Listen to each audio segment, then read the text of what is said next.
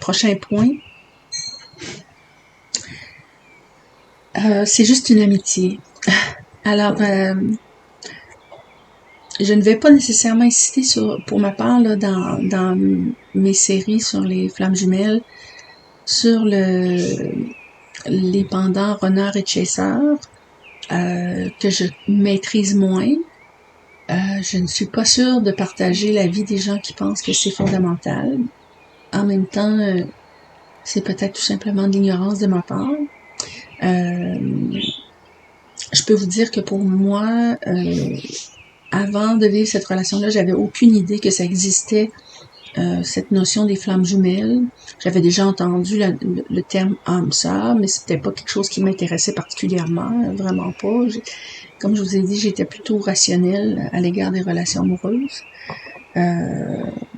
tout en étant quand même une romantique, au sens où quand j'étais en train de vivre une relation amoureuse, ben je m'y jetais pleinement. Cependant,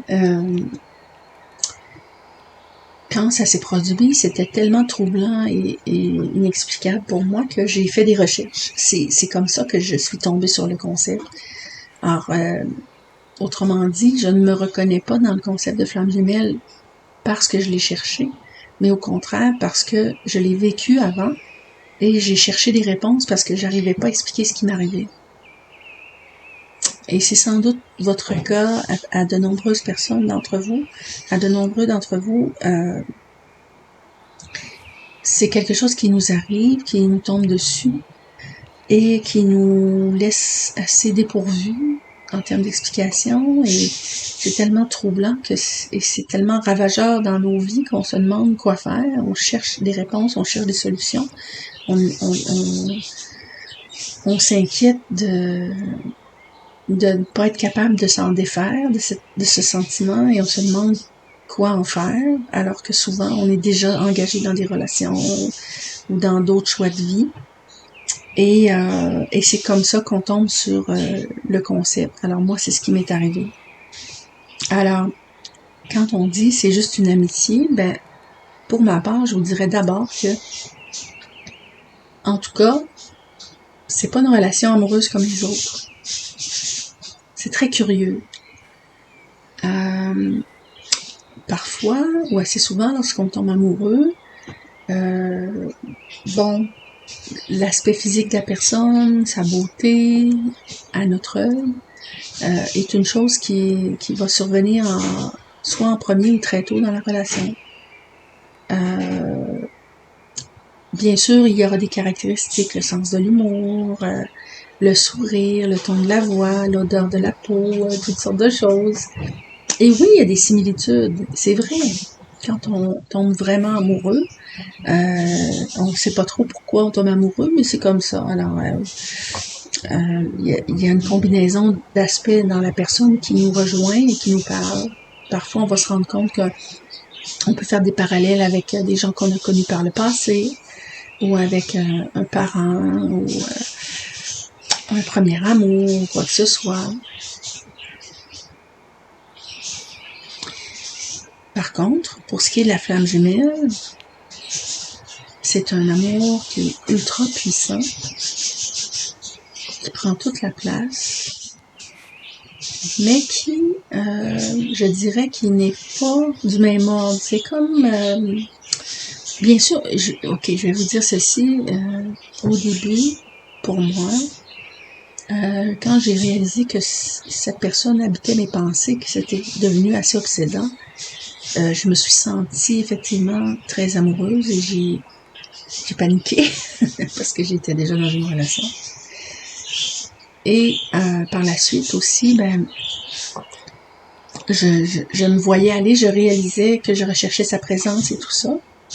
Cependant, j'étais consciente de son autre vie, de sa vie à lui, et je n'éprouvais pas de jalousie.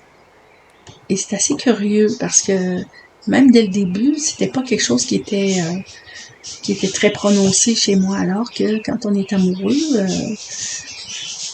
d'une manière plus normale, mais on serait pas à l'aise de savoir que l'autre personne est avec un tiers, une tierce. et un aspect de possessivité qui s'installe. Tandis que pour la flamme jumelle, et c'est vrai, plus on avance dans le temps et plus ça se manifeste de cette manière-là, moins la possessivité est là, plus on devient soucieux de l'autre et du bonheur de l'autre. Et oui, ça peut paraître cliché, mais c'est tellement vrai. Et là, pourquoi c'est juste une amitié? Ok, je reviens, je me suis un peu égarée. Les personnes qui comparent le runner et le chaser vont dire que le chaser est celui qui prend conscience le plus tôt de la relation, de l'importance de la relation et qui va chercher à la concrétiser, à s'approcher de l'autre. Et le runner, c'est celui ou celle, bien sûr, qui va éventuellement, au contraire, vouloir se replier, garder ses distances, etc. Je vais pas plus loin parce que je maîtrise pas cette notion. Et pour ma part, ça serait moi la chaser et l'autre le runner qui, tout en recherchant la permanence de cette amitié, mais une amitié qui n'est pas avouée, qui n'est pas, qui est souterraine, hein, qui doit pas être nommée, donc il y a clairement une notion d'exclusivité quelque part, qui insiste sur le fait que c'est de l'amitié, mais que c'est une amitié importante, puis et quand moi j'ai déclaré mes sentiments, lui également, mais à mots couverts, avec des gestes, mais des gestes clairs, mais pas nécessairement des phrases complètes. Va dire, malgré mes déclarations intenses et sans équivoque, va me répondre, l'important c'est qu'on garde le contact, puis je tiens à ce contact. Alors, quelqu'un qui souhaite maintenir une amitié et qui souhaiterait le maintenir dans un contexte où l'autre est amoureux, c'est un peu malsain. Et pourtant, c'est ce qui se produit souvent. Alors, je vous invite à ne pas vous inquiéter et à ne pas paniquer si on vous dit que ce qui se passe entre vous, ce n'est qu'une amitié. Effectivement, ça fait partie de la nature de la relation. Et c'est probablement l'interprétation que le runner fait de ce que vous présentez comme étant une relation intense, exclusive et importante, mais qui effectivement est d'une autre nature qu'un amour éros. Alors, lui aussi ou elle aussi perçoit qu'il y a une différence. Mais il reste que ce n'est pas seulement une amitié. Enfin, les deux derniers points, les deux derniers signes, la séparation. Alors ça, c'est très cruel et frustrant. Dans toute relation de flamme jumelle, il y a un aspect de séparation. Et sans doute pour toutes les raisons qu'on a nommées. Hein. Il y a plein d'éléments qui font que dans le contexte, dans la nature des sentiments, dans les problèmes qui surgissent, dans les différences entre les personnes concernées et dans l'intensité révolutionnaire, je dirais, de la relation, des sentiments qui sont qui sont partagés par les personnes, c'est tellement, ça brusque tellement par rapport à ce qu'on connaît, puis par rapport à ce qu'on vit, que ça nous pousse souvent à s'éloigner, puis à faire le clair, pour essayer de se comprendre, puis à essayer de retourner à une normalité. Alors c'est comme ça que moi je l'expliquerais, en toute humilité. Mais effectivement, c'est une étape, semble-t-il, obligée, en tout cas nécessaire et inévitable selon moi, mais qui n'est pas permanente. Et pour terminer, le dernier signe clair et précis, selon moi, c'est l'amour inconditionnel. Et d'après mon expérience, ma toute simple et seule expérience, mais aussi selon de nombreuses autres personnes qui commentent sur les flammes jumelles, l'amour inconditionnel s'installe dans cette relation, est à la base de la nature de cette relation, et moi je dirais qu'il augmente avec le temps. Alors pour ma part, plus la relation, en fait, plus le temps passe, moins la connexion avec ma flamme jumelle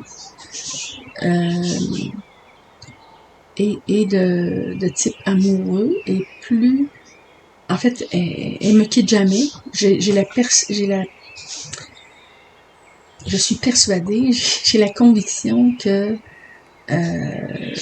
cette connexion va être éternelle, en tout cas permanente dans cette vie au moins. J'ai tout essayé pour m'en défaire, je peux vous le dire, et ça ne fonctionne pas. L'autre revient dans les rêves. J'aurais pu parler de ce signe-là. Pour ma part, est très très présent dans mes rêves. Constamment dans mes rêves. J'ai beau essayer d'arrêter d'y penser, ça revient tout le temps. Et l'amour inconditionnel qui augmente, qui devient de plus en plus inconditionnel. Alors, je dis pas qu'il devient éthéré, qu'il n'y a plus rien d'autre qui est là dans le sentiment d'attirance et de connexion avec l'autre, mais une grande acceptation de ce que vit l'autre et une bienveillance pour l'autre, un souhait profond, une prière de l'âme, je dirais quasi permanente, pour que l'autre soit bien et que sa vie se déroule pour son bonheur et pour son mieux. Alors voilà, ça fait le tour des signes que j'ai identifiés pour ma part comme étant révélateurs d'une relation de flamme jumelle. J'espère que, écoutez, si vous êtes resté jusqu'à la fin, merci pour votre patience. C'était quand même assez long. Habituellement, je préfère faire des vidéos plus courtes, plus faciles à digérer, mais il reste que c'est quand même un sujet d'importance. J'espère que vous avez apprécié, j'espère que ça vous aura été utile. Encore une fois, soyez indulgents vers vous, soyez bienveillants avec vous, prenez soin de vous, soyez la première personne à vous aimer ou à développer cet amour de vous-même. Sachez que ce que vous vivez est certainement pas normal, mais valide et véritable. Et surtout, soyez patient avec vous-même, soyez patient tout court. Et on se dit au prochain épisode. Au revoir.